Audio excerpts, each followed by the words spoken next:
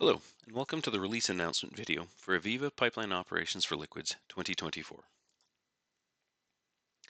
This release accompanies the AVEVA Enterprise SCADA 2024 release and focused on a few different themes: simplifying deployment, maintenance, and upgrades, supporting the upgrade of legacy systems, extensibility enhancements and APIs, and improvements to the performance, scalability, and reliability of the system. The main feature developed to support simplifying deployments, maintenance, and upgrades is an enhancement to the real-time replication method used for the batch tracking and PLM applications within AVEVA Pipeline Operations for Liquids. Prior to 2024, if a deployment to a running system included schema modifications to either batch tracking or PLM, some downtime would be required until all systems were running with the same schema. The reason for this was that unlike other tables within the real-time database, the batch tracking and PLM applications have a complex parent-child relationship with a number of other tables within the system. To replicate this information, the processing system packages data from all associated tables into one payload and sends it to the other systems. The receiving system needs to unpack the data and write it into the appropriate memory location. Prior to 2024, the sender and the receiver were using their local schema definition to create the payload or to process the payload respectively. Starting with the 2024 release of AVEVA Pipeline Operations for Liquids, the system is now able to dynamically handle batch tracking and PLM schema version differences between the sender and the receiver. During replication, the system will compare the version that is being sent and received, and if they are different, will adapt the data payload so that it can be interpreted. Currently, this new functionality enables upgrading from one version to the next version without requiring any downtime. For example, a system could be upgraded from 2023 Service Pack 1 to 2024 without having to shut down both real-time servers for a system. For this release, a number of enhancements were made to the batch tracking functionality. First, we've now added support to allow pressure and temperature analog data to be auto-inhibited within line fill calculations for a pipeline.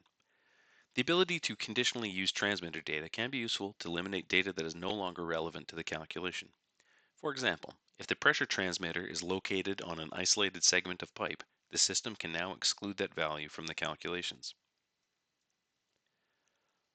Also related to the line fill calculations, the system has been enhanced to store the current line fill, previous line fill, delta line fill, and the top of our delta line fill at the pipe segment, section, and pipeline levels. Lastly, for customers that have a unique calculation algorithm for their line fill, this algorithm can be developed by the project team, partner, or the customer, and then through configuration, it can be plugged into the system. Each pipeline can be configured to use a baseline algorithm or a custom algorithm. To enable this, an entry for the new plugin method would be added to the lineback algorithm enumeration. The custom code is added to the extension's JSON file, and a mapping between the enumeration and the extension is defined. Each pipeline will specify which algorithm to use with the new lineback method attribute in the BT configuration file. Note that the system is still compatible with the previous BT file definition, so no changes are required during an upgrade. 4 enhancements were added to the tank feature set in the 2024 release. The main new feature is intended to help make it easier to understand how to configure a tank and also provide consistent level information to the controller. With this release, the system now defines a level format associated with the field telemetry, a separate level format that is used to define how to present this information to the controller. Previously, the level format was based on how the tank was strapped by the contractor, and that format may not necessarily match the level transmitter or how the controllers want to see the data. For backwards compatibility, the 2 new fields will default to the value set on the tank strapping record.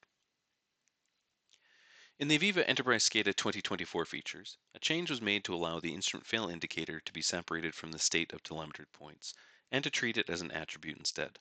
The tank table also has the same capability and will follow the same configuration setting. This change will allow customers to retain the previous state of the tank, like a high or high-high state, the last known value, and to also identify that the current value is outside the limits and is in an instrument fail condition. Customers can choose to enable tank creep detection by volume for a tank instead of by level, which can be helpful for non-cylindrical tanks. And lastly, the system will now calculate average and smooth flow rates even when the tank is in an idle state. Countdowns was enhanced to allow a SCADA administrator to specify the number of consecutive deltas required to determine the direction for each countdown record. This enhancement can enable a more reliable determination of direction for different assets when the controller has entered a relative countdown target. By default, the countdown config records deltas required to determine direction field is set to 3 deltas, but this can be adjusted to between 1 and 10 as required.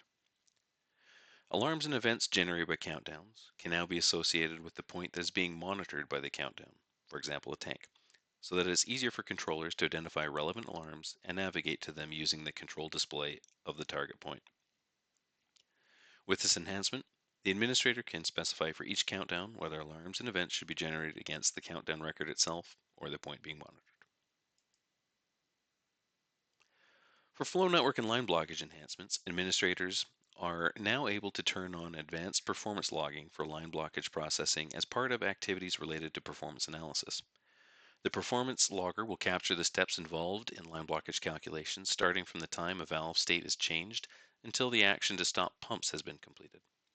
The results of each performance run are stored in a SQL database instead of log files, which greatly simplifies finding and analyzing the data.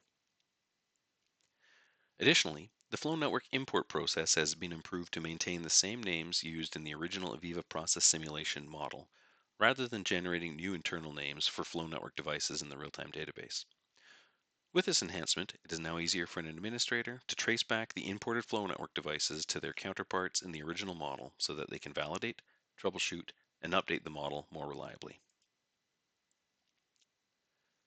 Improvements were made to the meter calculations to be compliant with the American Petroleum Institute Manual for Petroleum Measurement Standards, Chapters 12.2 and 21.2 Expectations for Weighted Averages on Liquid Measurement Tickets. The system is now calculating and storing the gross volume, in addition to the indicated volume and gross standard volume, the weighted average for the observed density, the weighted average for the correction for the effect of pressure on the fluid, and the weighted average for the correction for the effect of temperature on the fluid. An additional enhancement related to APIs and SDKs that was made with this release is that it's now possible to make calls to the RefProp libraries from within custom volumetric calculation plugins. This simplifies the work required in these plugins if they also require logic and equations of state available from RefProp.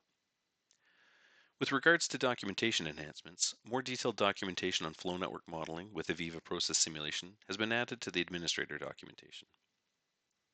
The improvements provide more information and guidance on the usage of nodes, check valves, and other types of objects when creating the model. The alarm text associated with flow network alarms was also corrected in a few instances. And finally, the usage and output of the Get Flow Network BLT has been added to the developer guide. For more details on the enhancements and defects fixed, please see the release notes and the latest user documentation.